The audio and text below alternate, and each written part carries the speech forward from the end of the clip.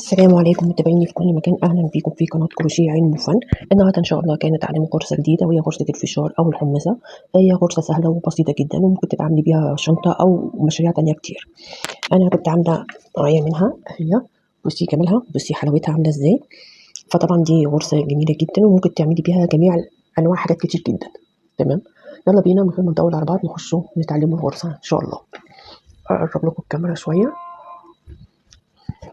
انا طبعا انت بتستعملي الطول اللي يعجبك، وبتستعملي الخيط برضو اللي انت هتتعملي بيه بقى، سواء شنطه او شال او سكارف او اي حاجه تانية.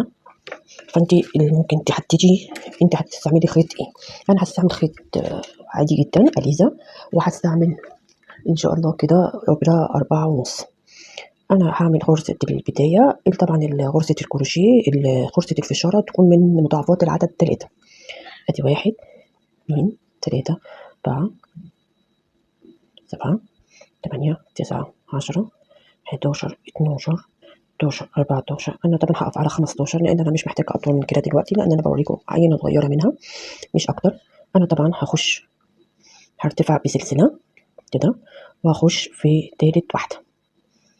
واحد هنعده طبعا، 1 2 3، ونخش في تالتة نعمله الاول. سوري، اول حاجه هنعمله غرزه حشو في كل السطر. سوري انا داخله على طول حاميه على الغرزه عشان عجباني جدا، شكلها جميل جدا جدا جدا. يعني اول ما شفتها قلت لا، لازم حبايبي لازم اوريها لهم ويتعلموها، لان انا طلب مني غرز كتير وقالوا ان هم محتاجين يعرفوها. فانا طبعا أول منهم غرزه الفشاره، فانا دي ان شاء الله هعملها، وبقيه الغرز باذن الله هنبتديها مع بعضينا واحده واحده. انا كل ده بعمل غرزه حشو. تمام، بعمل غرزه حشو. هي طبعا غرزه الفشار لها انواع كتير، طرق كتير يعني. انا جبت لكم اسهل طريقه بحيث ان انتوا ما تصعبوهاش على نفسكم، اللي هم حتى المبتدئين يقدروا يتعاملوا بيها ويعرفوها. انا كده خلصت غرزه الحشو. هعمل ايه؟ هرتفع بسلسله والف الشغل كده، واخش ادي 1 2، اخش في تالت واحده اعمل 5 عواميد بلفه. ادي 1 2 3 4، ادي 5. الف الشغل كده. بصي يا بنات، انا لفيت الشغل اهو. هخش في اول عمود احنا عملناه، عشان عملت 5 عواميد هخش في اول عمود احنا عملناه واعمل غرزه منزلقه.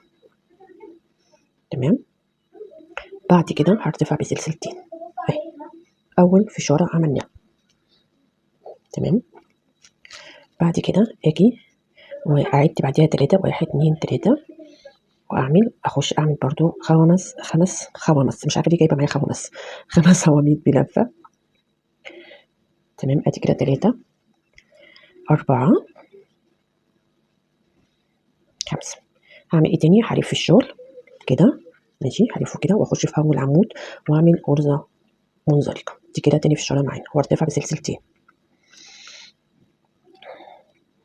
اهي. دي تاني في الشغل، الف كده واخش في تالت. ادي 1 2 3 2 3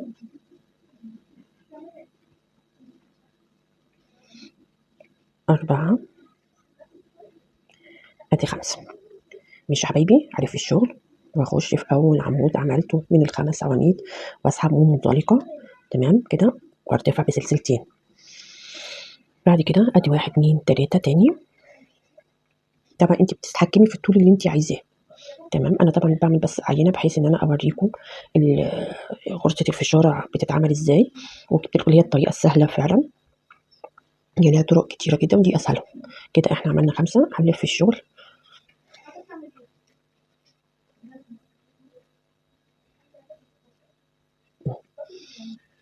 واحد 2. اتفضل معايا تالت واحده اهي. ماشي، ادي 1 2 3 4 5.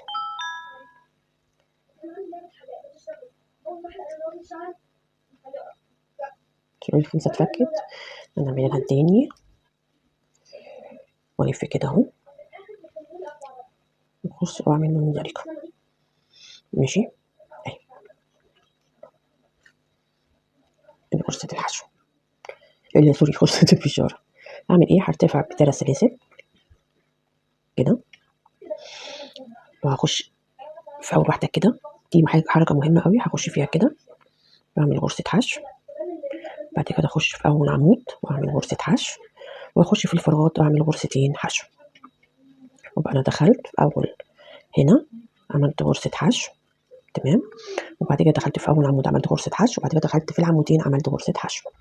هخش هنا برضو في اول عمود من الناحية دي وهعمل غرزة حشو، وهعمل في الفراغات غرزتين حشو، ماشي. اخش برضو في غرزة الفشارة اخر عمود اللي هو الاول عمود اعمل غرزة حشو.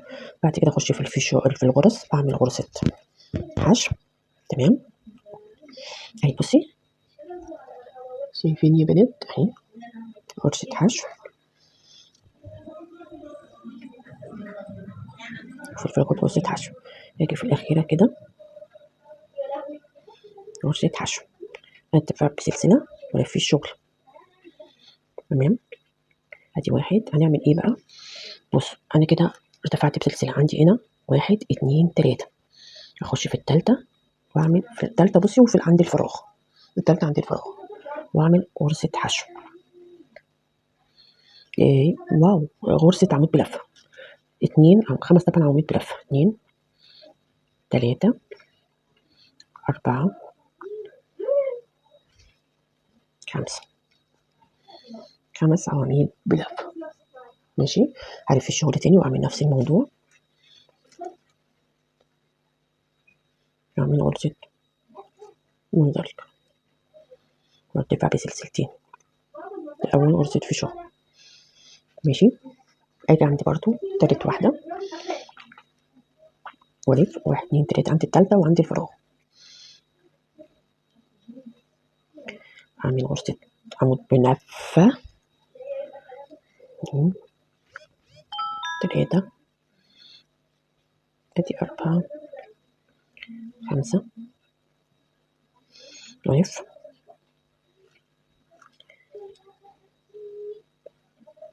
واعمل منزلقة وارتفع بسلسلتين. طبعا كده دي غرزة الحشو يا بنات اهي معايا عمود بلفة.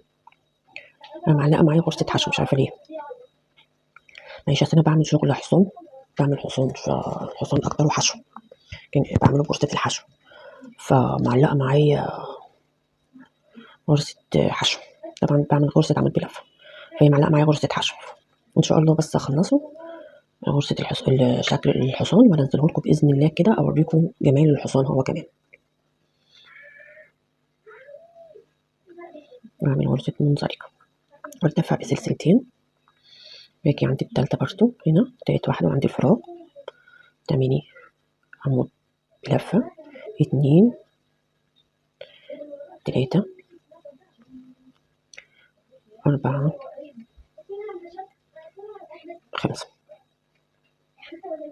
ولف. طبعا انا بعملها انتوا كده خلاص حفظتوها من اول واحدة اكيد عشان هي سهلة جدا، ماشي. ادي كده وارتفع بسلسلتين، ماشي. كده هيتفضل عندي 2. هخش هنا اول واحدة اعمل غرزة حشو، ماشي. واجي عند العمود التالت اعمل غرزة حشو، تمام. بعد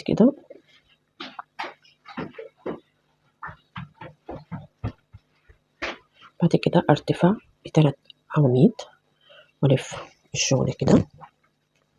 طيب اعمل ايه؟ هخش في اول فراغ عندنا واعمل فيه غرزة حشو، ماشي. بصي اهو كده. اجي اول حاجة عند العمود كده واعمل غرزة حشو عند العمود غرزة حشو،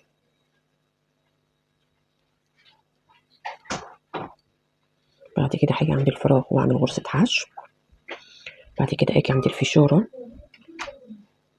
عند العمود الاولاني واعمل غرزة حشو، سوري عملتها من درجة غرزة حشو.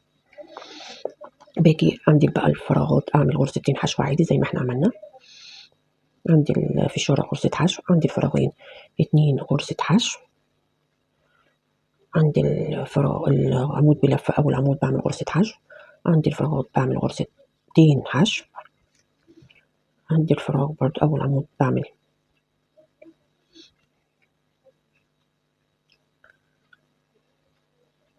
غرزة حشو، واجي عند العمود السلسلة هنا بعمل غرزة حشو. تمام.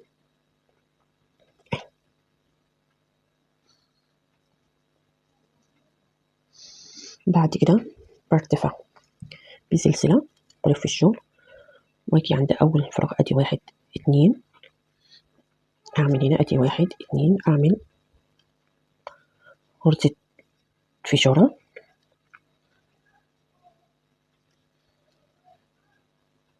تمام. أدي 5 ألف الشغل يا حبايبي، واجي أعمل منزلقة وارتفع بسلسلتين عادي. بعد كده 1 2 أدي 3 دي عند هنا 3 التالتة عند الفراغ برضو الفراغ 1 2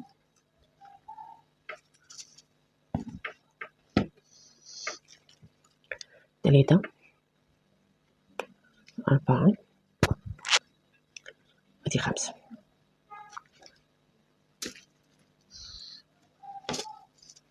بيتحطها لكم بحيث تشوفوا هيبقى شكلها.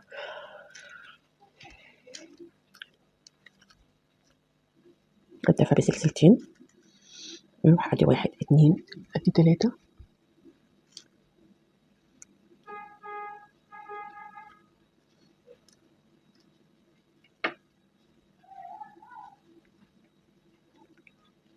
كده 3 4 كده 5 ألف تاني وأروح عند كده وأعمل منزلقة وارتفع بسلسلتين 1 2 أدي 3 طبعا أدي اهي 3 كده ايه 2 3 هي غرزة سهلة جدا على فكرة وبسيطة أوي وبتخلص الشغل بسرعة، تخلص معاكي الشغل بسرعة جدا. يعني بصي واحنا باتين مع بعض خلصنا في حاجة بسرعة رهيبة يعني. اجي عند التالتة واعمل غرزة حشو، واجي عند العمود اخش في الفراغ واعمل غرزة حشو، اخش في العمود نفسه واعمل غرزة حشو، هترتفع ب3 سلاسل. الشغل بتاعنا اهو حبايبي هيبقى كده بالظبط. يا رب اكون قدرت اوصل لكم المعلومة ويكون عجبتكم. لو عجبك الشغل يا ريت تعملي لايك واشتراك وتفعيل الجرس عشان يوصل لك كل جديد وتساعدي غيرك يوصل له كل جديد بالنسبه للكروشيه. طبعا قناه الكروشيه بتسلم عليكم، بتقول لكم كل سنه وانتم طيبين بمناسبه العيد، والسلام عليكم ورحمه الله وبركاته.